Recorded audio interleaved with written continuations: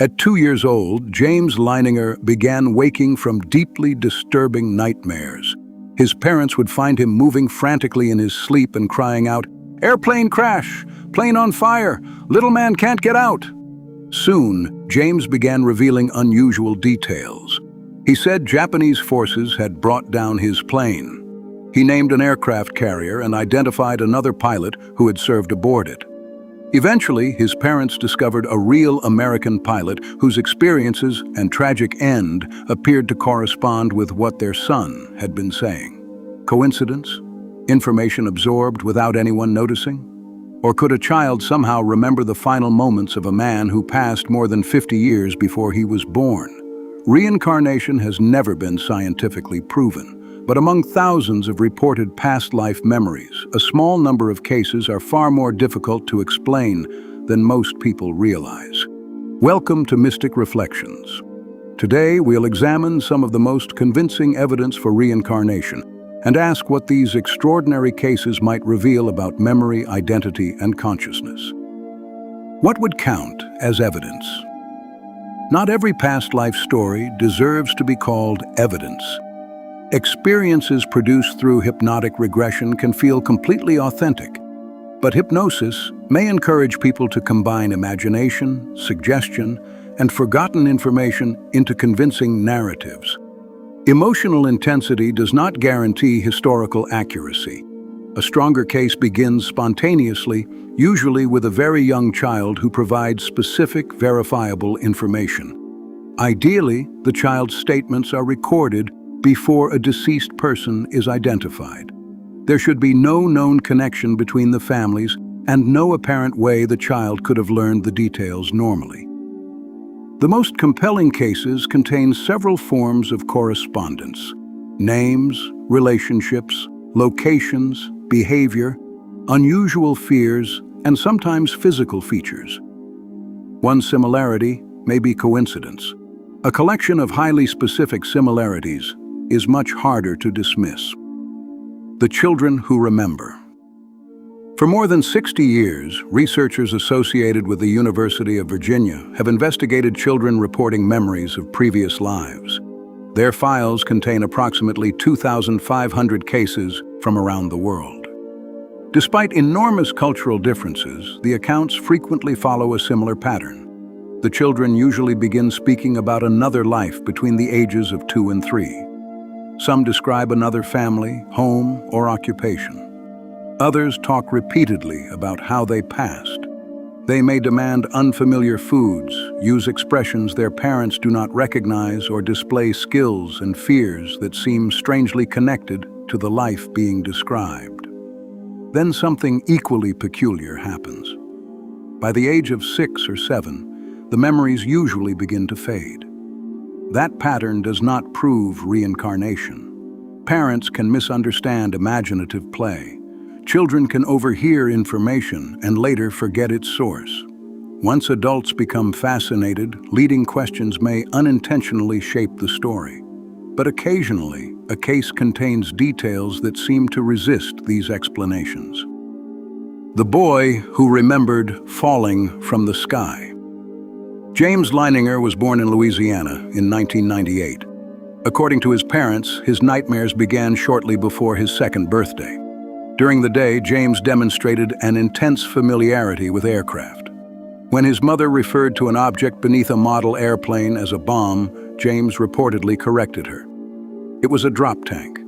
He said he had flown from a boat and that his plane had been shot in the engine by the Japanese. When asked the boat's name, he replied with a word that sounded like Natoma. The USS Natoma Bay was an American escort carrier operating in the Pacific during the Second World War. James also mentioned a pilot named Jack Larson. Military records confirmed that a Jack Larson had served aboard the Natoma Bay. James's father, Bruce, initially rejected reincarnation. He began researching the ship, apparently hoping to discover an ordinary explanation for his son's claims. Instead, he learned that only one pilot from the Natoma Bay had lost his life during the operation James appeared to describe. His name was James McCready Houston, Jr. Houston passed in 1945 during a combat mission near Chichijima, when his aircraft was struck and crashed into the sea. He was 21 years old. Jack Larson had reportedly been flying on the same mission. James Leininger also began signing some of his drawings James 3. His parents later interpreted this to mean that he was the third James, James Houston Sr., James Houston Jr., and now James Leininger. That detail is open to interpretation. Others were more concrete. Researchers reported that approximately 30 statements attributed to James corresponded with Houston's life, including 10 that had reportedly been documented before Houston was identified as the proposed previous personality. James later met Houston's surviving sister. According to case reports, he recognized people in family photographs and supplied personal details about Houston's family. None of this proves that James Leininger was James Houston reborn. The case has been strongly challenged. Skeptical philosopher Michael Sudduth argued that James had been exposed to aircraft museums, videos, and other possible sources of information. He also questioned the chronology and whether some statements became more precise after the family had begun its investigation. Researcher Jim Tucker disputed that analysis, maintaining that dated records established several accurate statements before Houston was identified. That disagreement matters. It shows why this case remains genuinely puzzling rather than scientifically conclusive. Some details may have conventional explanations, but whether those explanations can account for the entire pattern remains contested. When memories leave physical traces, some reported cases contain something stranger than remembered names. Psychiatrist Ian Stevenson documented children with birthmarks or birth defects that appeared to correspond with injuries sustained by the deceased individuals they claimed to remember. In some cases, researchers compared the child's physical feature with medical records, autopsy reports, or eyewitness descriptions.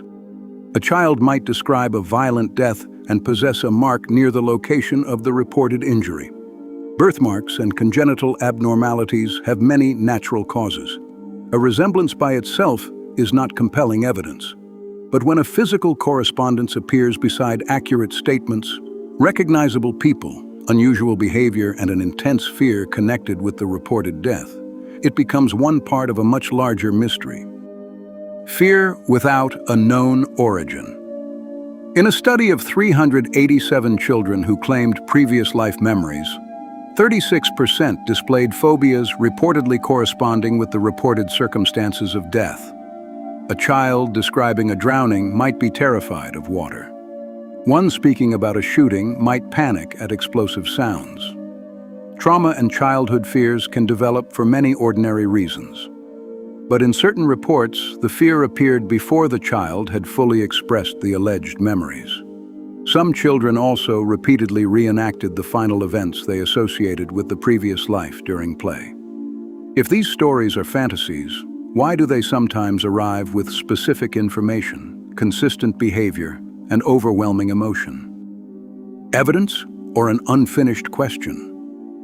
No case has established reincarnation as scientific fact. This research relies heavily on observation, testimony, and retrospective interviews. Memories can change. Information can travel between families. Coincidence, confirmation bias, and cultural expectations must always be considered.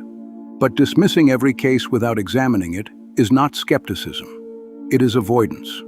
The most intellectually honest conclusion may be that many cases have ordinary explanations. Others are too poorly documented to evaluate, and a small number remain genuinely unresolved.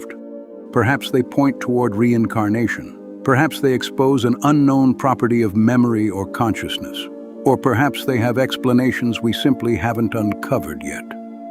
But consider what would follow if even one carefully documented child possessed accurate memories belonging to a deceased stranger. It would mean that memory may not be created entirely by the brain. It would mean that identity may be less confined to one lifetime than we imagine. And it would transform death from a final disappearance into something far more mysterious, a doorway through which part of us may continue even when the life we remember has been forgotten. If you enjoyed this exploration, consider subscribing to Mystic Reflections, where we examine consciousness, spirituality, and the deeper mysteries that continue to challenge what we think we know. Until next time, keep reflecting. Because the life you are living now may be only one chapter in a story consciousness has been writing for far longer than you can remember.